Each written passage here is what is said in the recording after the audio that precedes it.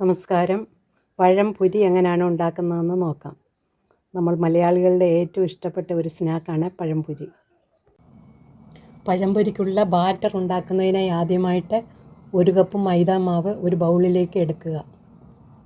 1 table spoon അരിപ്പൊടിയും കൂടി ഇടുക. ഇത് ഓപ്ഷണലാണ്. പഴംപൊരിക്ക് ക്രിസ്പിനെസ് കിട്ടുന്നതിന് വേണ്ടിയാണ് ഇത് അരിപ്പൊടി ചേർക്കുന്നത്. സോഫ്റ്റായിട്ടാണ് നിങ്ങൾക്ക് വേണ്ടതെങ്കിൽ അരിപ്പൊടി ചേർക്കണ്ട. ഇതിലേക്ക് 1 ടേബിൾ സ്പൂൺ പഞ്ചസാര ആഡ് ചെയ്യുന്നു. കൂട്ടുകയോ കുറയ്ക്കുകയോ ചെയ്യാം നിങ്ങളുടെ ആവശ്യമനുസരിച്ച്. അല്പം കളറ് കിട്ടുന്നതിനായിട്ട് 1/4 ടീസ്പൂൺ മഞ്ഞൾപ്പൊടി ചേർക്കുന്നു.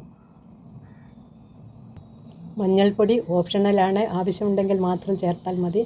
സ്വല്പം ഏലക്കാപ്പൊടിയും കൂടി ഒരു ഫ്ലേവറിന് വേണ്ടി ചേർക്കാവുന്നതാണ്. അതും ഓപ്ഷണലാണ്. ഇതിൻ്റെ ടേസ്റ്റ് എല്ലാം ഒന്ന് ബാലൻസ് ചെയ്യാനായിട്ട് സ്വല്പം 1/4 ടീസ്പൂൺ ഉപ്പുപൊടിയും കൂടെ ചേർക്കുന്നു.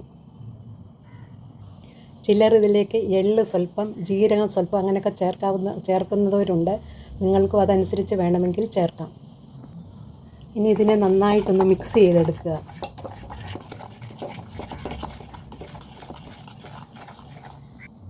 ഇതിലേക്ക് 3/4 കപ്പ് വെള്ളം ഒഴിച്ച് നന്നായിട്ടൊന്ന് ബീറ്റ് ചെയ്ത് എടുക്കുക.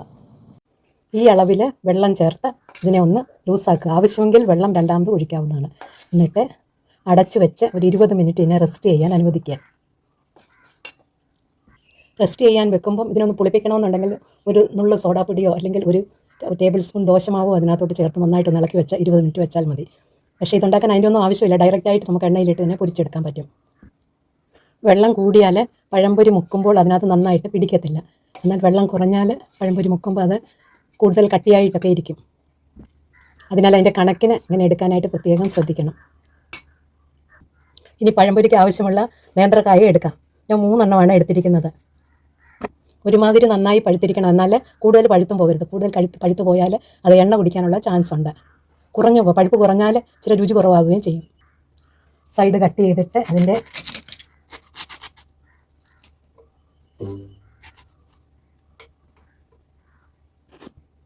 തൊലിയൊക്കെ കളഞ്ഞ് എടുക്കുക.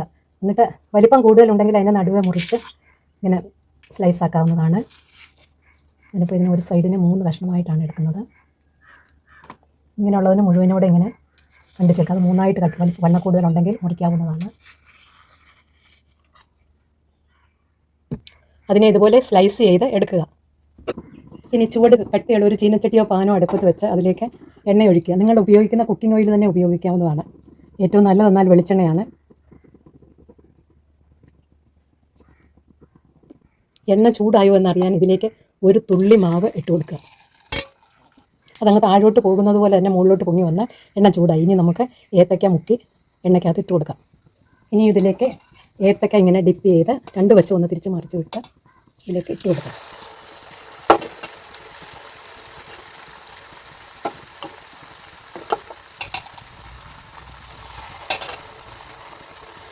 തീ കൂടിപ്പോയാൽ എളുപ്പം കരിഞ്ഞു പോകും. കുറഞ്ഞു പോയാൽ എന്നാൽ ഏത്തക്ക എണ്ണ കുടിക്കുകയും ചെയ്യും. അതുകൊണ്ട് അതനുസരിച്ച് തീ അഡ്ജസ്റ്റ് ചെയ്ത് വേണം വെക്കാനും. ഒരു സൈഡ് ഗോൾഡൻ കളറായി. ഇനി അതിനൊന്ന് മറിച്ചിടാം.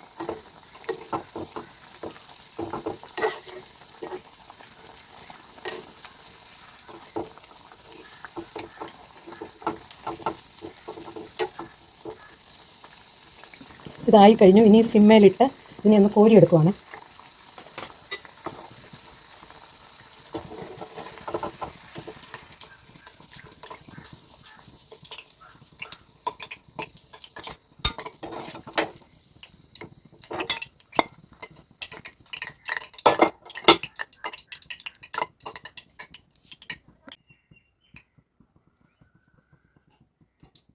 ഇനി ഈ മീഡിയം ഫ്ലെയിമിലിട്ട് അടുത്തത് കൂടെ എടുക്കുകയാണ്.